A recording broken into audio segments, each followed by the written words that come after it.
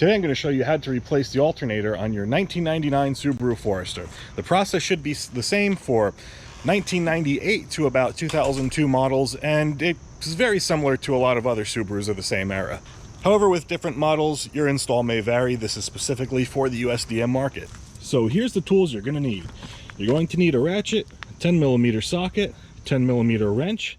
Unless you have a short 10mm socket, then you should be okay. A 12mm socket, a 13mm socket, a screwdriver, and maybe or maybe not a pry bar, depending on how stuck your alternator is. Those are just the basic tools, and this job should take you around a half hour to complete. Now would also be a good time to check your serpentine belt conditions. If they're not ideal, or it looks like you just want to replace it, now is the perfect time to replace them. So let's jump right into it, and I'll show you how to get it done. So the first thing we're going to do is we're going to locate the battery, which is right over here, and we're going to disconnect the negative and positive terminals. So we'll start with the negative one over here. On my car it's a 10mm. If you have aftermarket terminals, then it may be different, but for the most part they should be 10mm as well. You should also have a battery tie down on yours. Mine broke off and I got too lazy to replace it, which is not good. So once you've got your battery loosened up, those cables, you're going to take off these terminals and set them somewhere where they won't make contact with the battery. All right, next thing we're going to do is we're going to disconnect the power output wire, which is this guy here, and this is a 13mm nut, which we're just going to loosen up and remove. Should only take you a couple turns. These should not be on there super tight. Hopefully yours is not rusted either. And just put the bolt somewhere, or the nut somewhere where the squirrels have easy access to it but don't exactly want it. So we're going to remove this guy, move him over somewhere, and then we're going to take this little clip, these 3-wire prongs, or 3-wire connector, and this might require 2 hands to kind of jiggle it around, especially if yours has been in there as long as this one has, which, going by the looks of the corrosion on here in the intake manifold, I have reason to believe that this isn't a factory alternator. It definitely looks old enough, so this might take some wiggling, and I'm gonna have to put the camera down more than likely to try to finagle this out. But there's a little tab back here you depress with your finger. Hopefully you can see that tab right there. That gets depressed. Just kind of push that in and work that back and forth.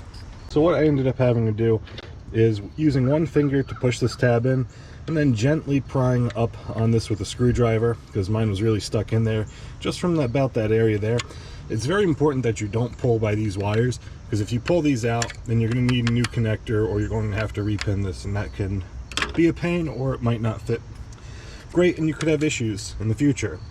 So we're going to move these wires over here out of harm's way, and now it's time to remove all the other stuff just to get to the alternator. And to do that, we need to remove this bolt here, and this nut there. And these are all 10mm, so they will come out pretty easily. I find that one of these ratcheting 10mm wrenches get in here way easier. And again, these bolts should not be very tight at all. So just a couple of turns and you can get it by finger. And then we're going to switch to the socket with the ratchet to get these off.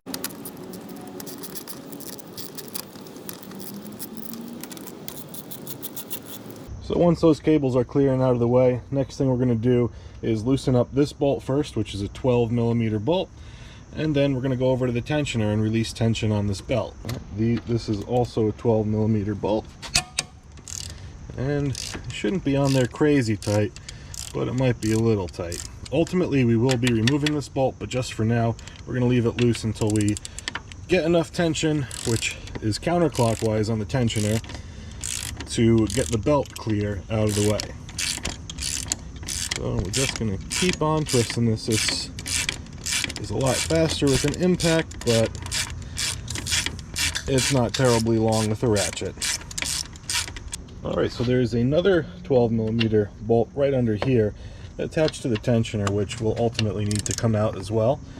But we're going to loosen that guy just so we can push the alternator down and clear the belt. As you saw, the alternator did move, and it's down enough that we can remove the belt safely. So the belt is now off, and we're going to fully remove this bolt here, and we're going to fully remove this bolt here, but we're going to leave this one right where it is. When you're removing this bolt here, there's a bracket here that's going to come out. Set that aside. You're going to need that to put your cover back on.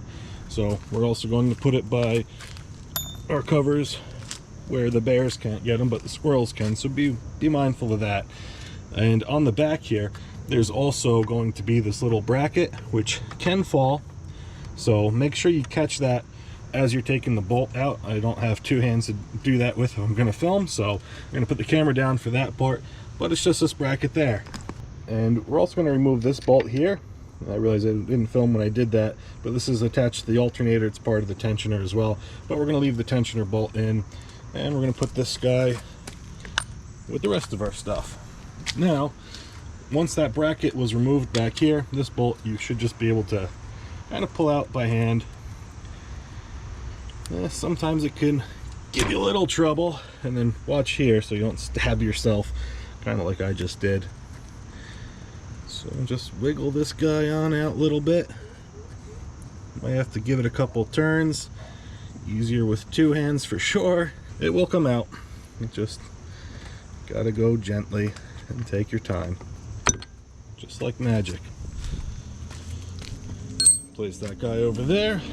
And now, this guy, sometimes they can be a bit of a pain, so you just kind of gotta rock it back and forth every now and again. Or it does help if you have like a pry bar or something to push this alternator a bit forward to get it out, because it can get caught up on this bracket here. So I think that's what I'm gonna go do. Gonna go run and grab a pry bar real quick. Pry master over there, an actual real mechanic, unlike us YouTube DIYers, had a good idea to put the pry bar here and then kind of wedge her on up off the tensioner, and that seems to be the best way to do it. Or alternatively, I think you can remove these two bolts off the compressor housing and then lift this bracket up, if I recall correctly. But why go through that if you could just do that and pull out your Pro Charger just like that. Now we're going to grab the new one and slap her back in. Alright, so we got the two alter whackers right side by side. Make sure when you get yours from the parts store that the everything kind of lines up together, that the plugs are the same, because sometimes you might have a different one on yours. However, these look about the same, so I'm hoping they will be the same. Let's get a raised tech tip. So I also want to include, anytime you're replacing an alternator, upon inspection, you always want to make sure that you transfer any brackets from the old alternator onto the new alternator, because the new ones will not come with them. However, in this particular case, that does not apply, but it is a good rule of thumb according to the master.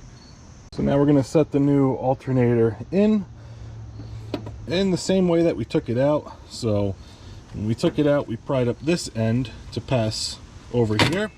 So we're just going to let it fall into place just like that, right? So much easier to do with two hands, but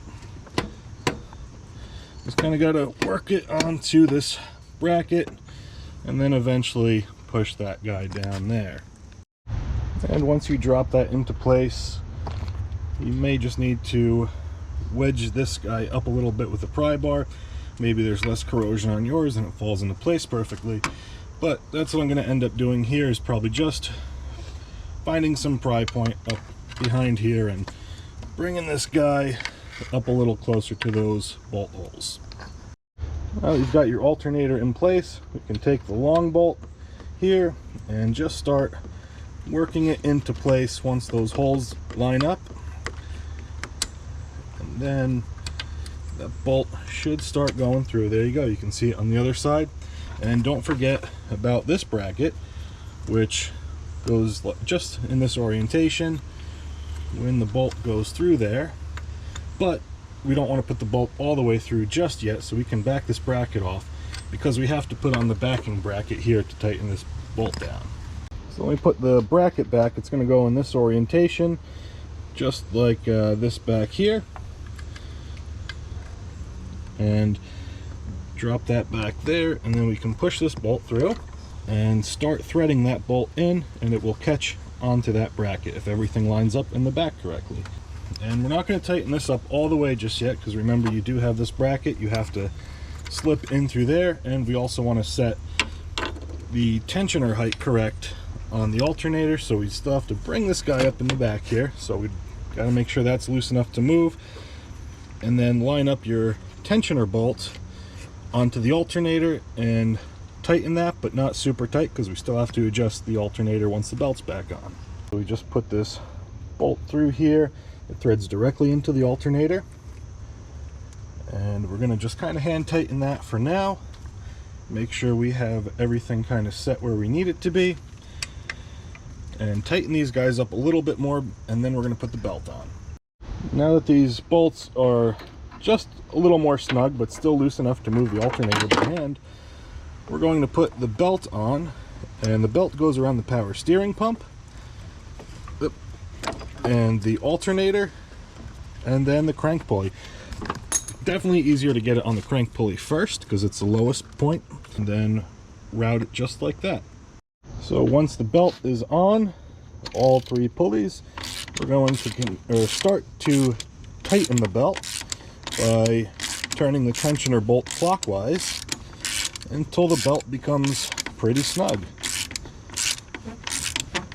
This just will take about a solid minute of ratcheting, depending on how far you had to move your tensioner bracket down, but I didn't have to go too far, which is good. So once your belt is tight, you want it nice and snug, not a whole lot of play in it, otherwise it will squeal. But if it does, then you can always go back and tighten it later. As you saw, it's not much of a difficult process. So we're going to now tighten down this bolt and the bolt underneath the tensioner and secure the alternator in place. Now, if I can find specific torque specs, I'll post them up on the screen for these two bolts, but I usually just crank them down till they're nice and snug, but they're not going to go anywhere. So now what we're going to do is we're going to put the connector back on, this little 3-prong connector, slide it right over into there into them DMs and get a nice little clicky click, pull by the connector, make sure it's on. This alternator came with a nice new bolt here, or nut rather, so we're going to remove this nut, put the charging cable back over, secure it with the nut, tighten that down, and this doesn't get cranked down like crazy. This just gets cranked down until it feels nice and snug, and I think it's going to be another, oh no, it's a 12, unlike the stock one's a 13. And yep, just snug enough that it's not going to go anywhere, but you don't want to break it. So put that back over, then we're going to put the covers back on and reconnect the battery. Once this cover is back on, the last thing you need to do is replace your battery cables, tighten them up, and then start the car and see if you've got voltage.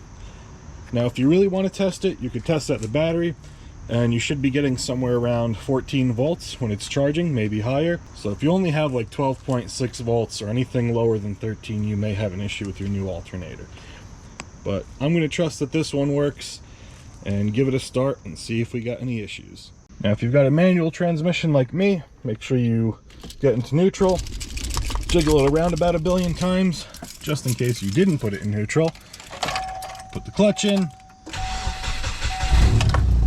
turn the key, listen to your exhaust leak, check it's in neutral a couple million more times, and I see no check engine lights or anything weird. No belt squealing. Alternator's looking good. Nothing's caught on fire yet. So we should be good to go. So that's going to do it for this video. Thank you so much for watching. Make sure you share with a friend if it might be helpful for them. Like the video if you like it, dislike it if you don't. Make sure to subscribe because I'll have a lot more DIYs and such coming up on the channel soon. And remember, as always, keep it foul.